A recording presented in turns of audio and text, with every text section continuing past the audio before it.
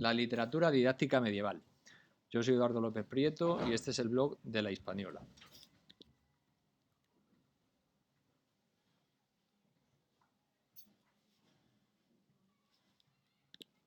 Bueno, pues empezamos este nuevo video tutorial con una diapositiva que nos recuerda la obra de Arnold Hauser, La historia social de la literatura y del arte, donde se plantea que cada texto literario es el reflejo de una época histórica determinada. Entonces, lo que vamos a tratar es justamente de una época histórica, que es la Edad Media, y de cómo esa Edad Media en España se tradujo en diferentes géneros, de los cuales vamos a tratar en este video tutorial solamente dos. Hay que recordar, como ya veíamos en el vídeo de la épica, que la sociedad feudal era una sociedad muy impermeable, donde era muy difícil cambiar de clase social, y había tres estamentos fundamentales. Estaba por un lado la nobleza, que estaba en la cúspide de esa sociedad, era la clase dominante y que fundamentaba su poder en la propiedad de la tierra. Luego estaba el clero y luego estaba el campesinado, que poco a poco fue diversificándose, de ahí van a salir otros sectores sociales como puedan ser los comerciantes, etc. Pero inicialmente, como decimos, hay tres estamentos marcados: nobleza, clero y campesinado. Bueno, y tenemos que hablar aquí de las diferencias, y esto habría que enlazarlo con el vídeo anterior, que era el de la épica medieval, las diferencias que hay entre el mester de juglaría y el mester de clerecía, porque una parte de la literatura didáctica medieval la van a hacer clérigos, la van a hacer frailes, sacerdotes. Bien, el mester de juglaría se encargaba de temas populares, era una poesía narrativa y la métrica era irregular, mientras que el mester de clerecía va a tratar temas cultos, va a ser también poesía narrativa pero con elementos líricos, y la métrica va a ser regular, va a ser la cuaderna vía. El mester de clerecía surge básicamente por una iniciativa de la Iglesia. En el Cuarto Concilio de Letrán, que se desarrolla en los años 1215 y 1216, se toma la decisión de adoctrinar al pueblo y enseñarles virtudes cristianas, y muy especialmente las que tienen relación con el culto a la Virgen María. Y se intenta adoctrinar al pueblo de manera divertida, lo que llamaban ellos docere delectare, que sería enseñar deleitando, enseñar de manera divertida. Eso lo va a tomar la orden de Cluny, y a partir de ese momento pues se va a desarrollar una iniciativa didáctica por parte de la Iglesia que no solamente va a afectar a la literatura, sino que también a la escultura, a la pintura, etc., de tal manera que el pueblo llano, analfabeto, sea capaz de conocer los dogmas fundamentales de la Iglesia y muy especialmente los referidos a la Virgen María.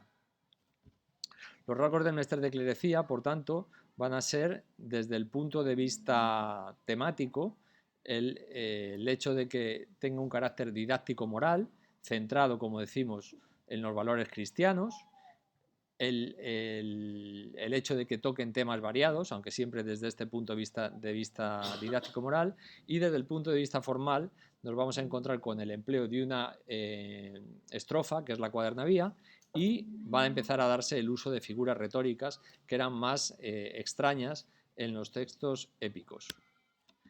Bueno, aquí nos encontramos con lo que es una cuaderna vía. Es una estrofa que tiene cuatro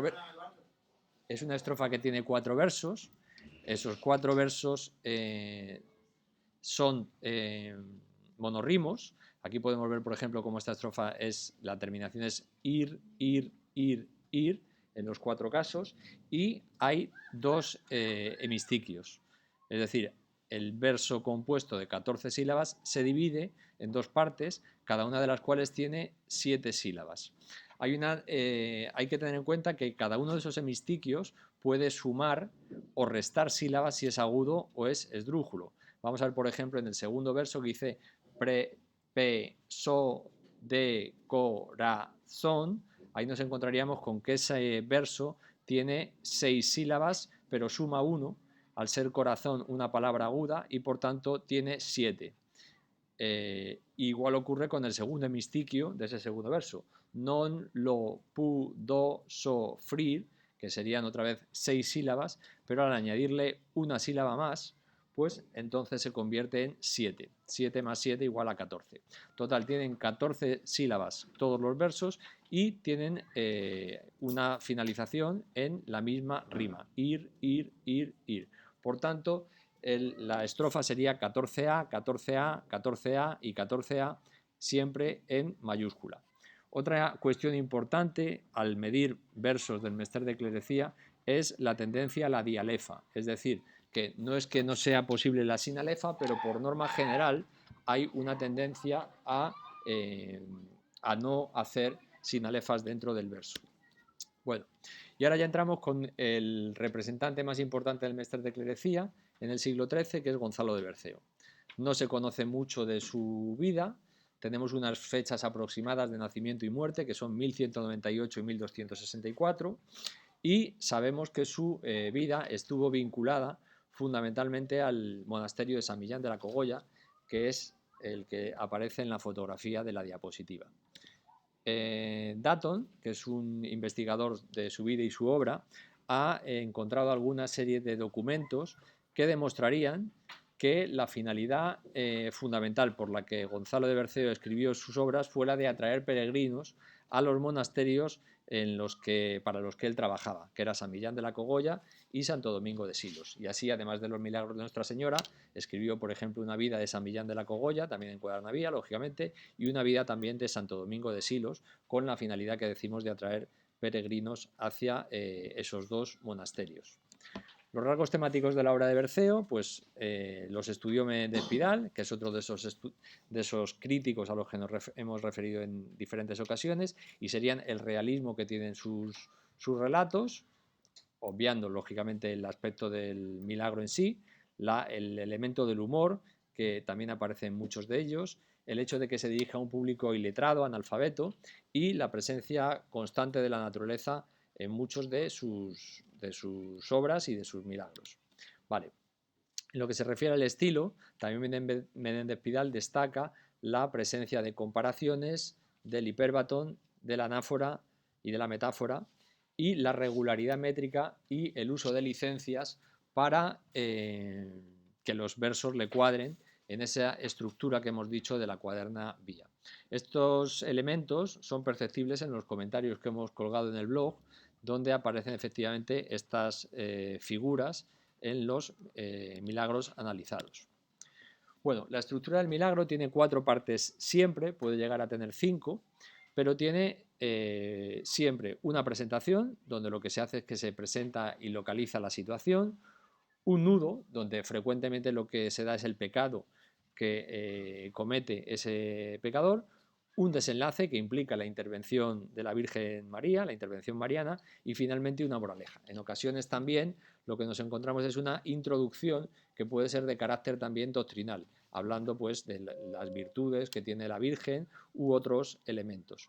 Por tanto, diríamos que esta estructura es en 4 partes siempre, y en algunas ocasiones hay una quinta parte que sería una introducción anterior al planteamiento. Bueno, y ahora vamos a pasar a otro elemento distinto de la literatura didáctica. Ya no vamos a hablar del Mester de Clerecía, sino que vamos a pasar a los cuentos didácticos medievales. Y vamos a comenzar un poco con el contexto histórico.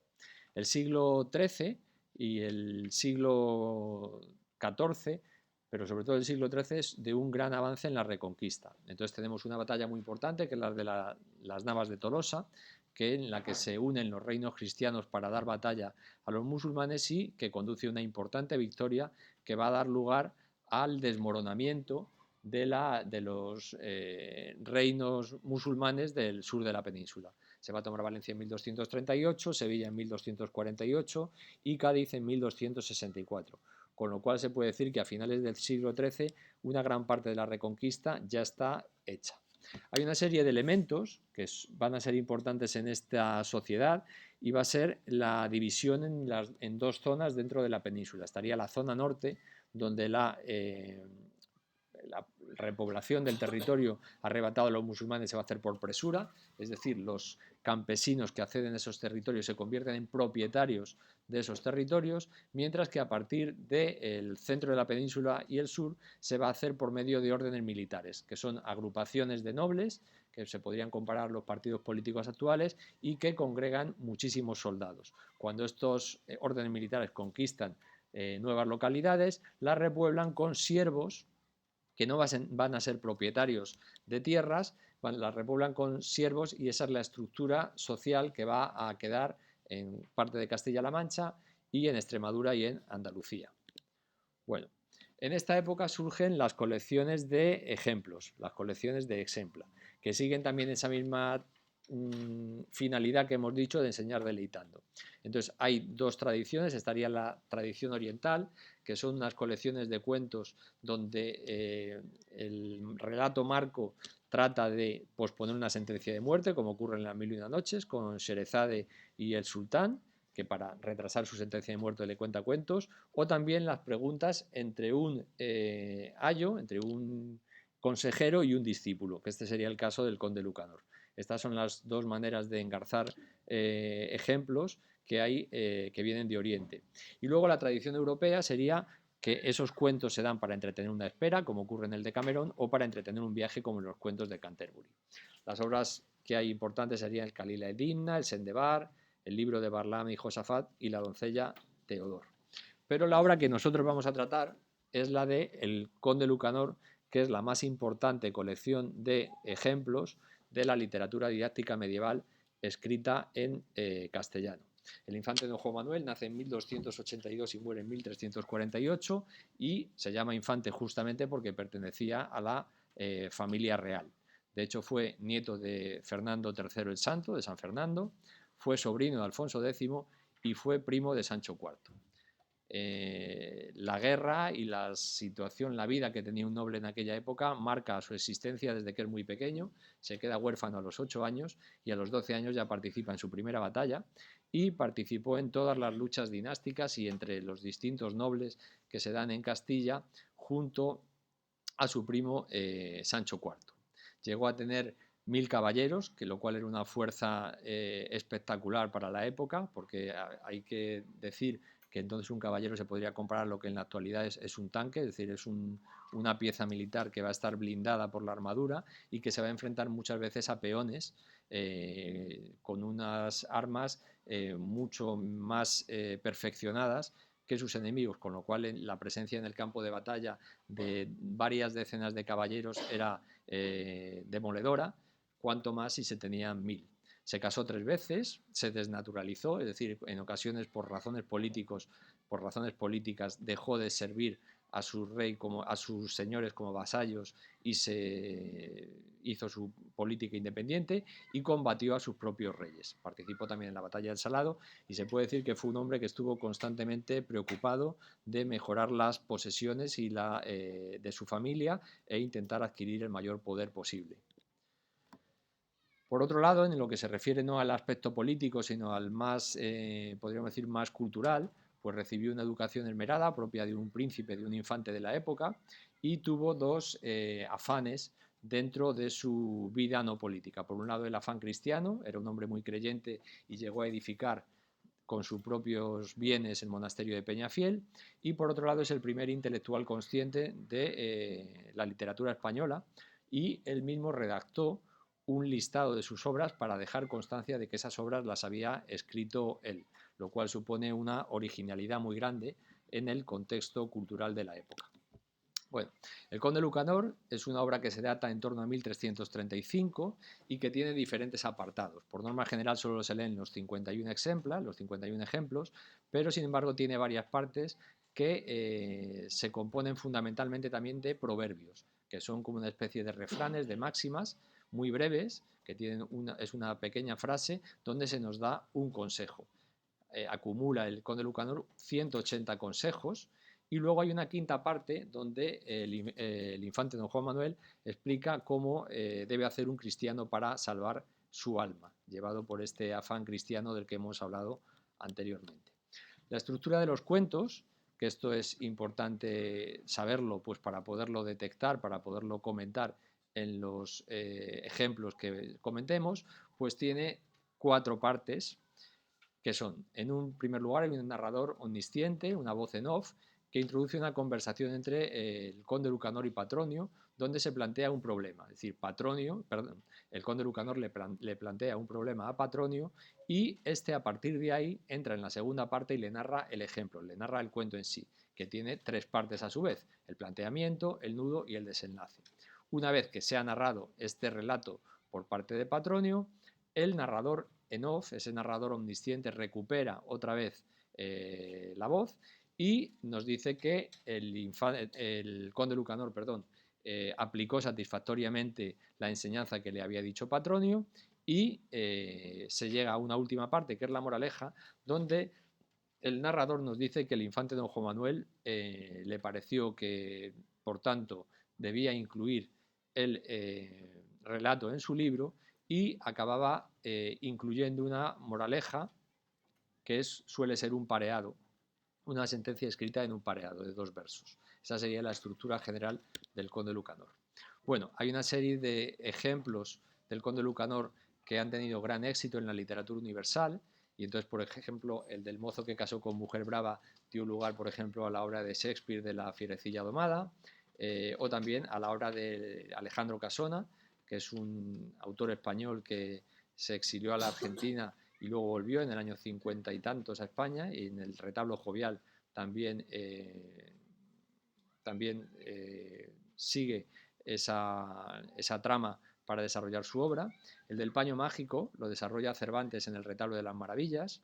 El cuento de Doña Truana es el famoso cuento de la lechera, y el cuento del Deán de Santiago tiene una versión muy brillante realizada por el escritor argentino Jorge Luis Borges, que él lo llama Don Illán y el Deán de Santiago. Vale.